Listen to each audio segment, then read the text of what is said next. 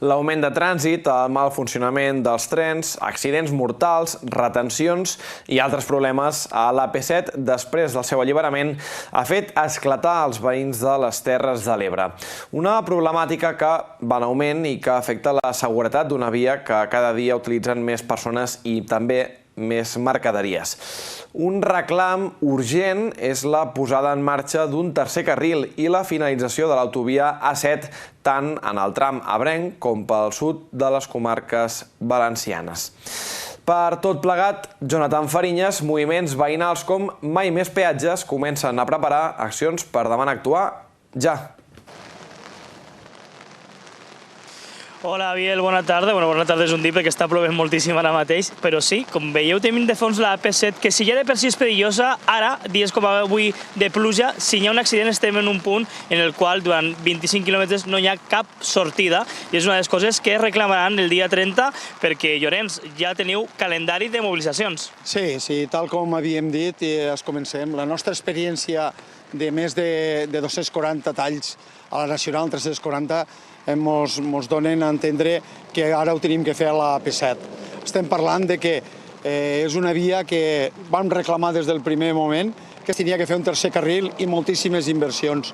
És el corredor real del Mediterrani i no entenem com sapiguent que fa 27 anys que saben que acabava la concessió que ja no estava fet el tercer carril.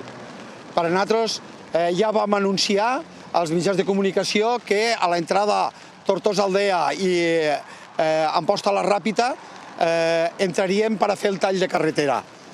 Anàvem a fer un tall de carretera perquè per a nosaltres era molt important que la gent se pugui manifestar. I hem elegit el quilòmetre 333. Per què el quilòmetre 333?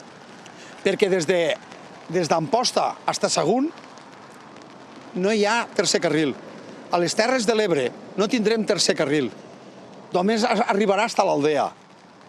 7 anys perquè arribi o 10 fins a l'Aldea i d'aquí al punt més dramàtic, perquè només cal que recordem que d'aquí 2 dies farà 9 anys que 13 xiquetes van perdre la vida aquí, en este mateix lloc. Este homenatge que els ho va fer aquí és perquè aquestes carreteres no són segures.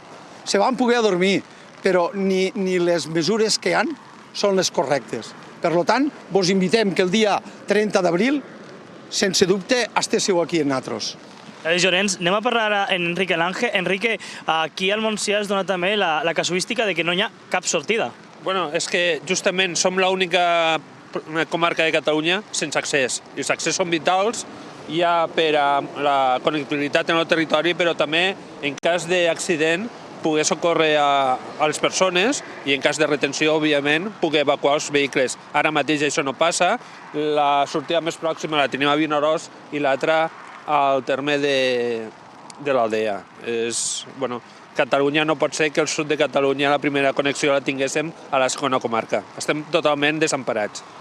De fet, aquí quan hi ha un accident, quan passa qualsevol cosa en el tram que va des de Vinaròs a Amposta, al final són 25 quilòmetres que si hi ha un accident no hi ha sortida i potser triguen 3, 6, 12 hores en sortir. Sí, el dia que va haver l'accident d'aquestes noies aquí era espectacular com estaven els ferits a la carretera esperant assistència, perquè penseu una cosa, per arribar al sud tenen que fer 25 quilòmetres més i tornar. Són 50 més el temps que tarden a arribar a l'hospital. És inadmissible que estiguéssim així. L'any 2025 és que no sé què esperen i passen anys i aquí ningú fa res. És veritat que Catalunya té moltes deficiències en mobilitat, però és que aquí al sud de Catalunya és possiblement el lloc amb més deficiències, per tant, a l'AP7. I de fet, a Montsià és la comarca que tampoc tindria tercer carril, l'única que no tindria. És que tot s'acaba a l'Ebre. De l'Ebre per avall sembla que no existim. Òbviament sí que és cert que allí tindria que haver un pont i això podria retardar les obres, però no entenem per què aquesta connectivitat sempre s'acaba a l'Ebre. Té que continuar avall i no tan sols aquí a la comarca Montsià, sinó arribar a Sagunt. Moltíssimes gràcies, Enrique. Doncs aquestes són les reclamacions que ja se faran mobilitzacions d'aquí un mes i poc, el 30 d'abril. El 30 d'abril tallant aquest punt, com bé dient, el punt quilomètric 333, on va haver aquell accident ara farà 9 anys, i sobretot la importància de saber que no només s'acaba, que no acaba les comarques ebrenques a l'Ebre, sinó molt més enllà, i de fer aquesta connectivitat que arriba des de l'Hospitalet de l'Infant fins a Sagunt. La P7, aquesta autopista de la Mediterrània que fa temps que va pitjor i especialment ho pateixen, com hem vist, a les Terres de l'Ebre, on volen millores urgentment. Gràcies, Jonathan.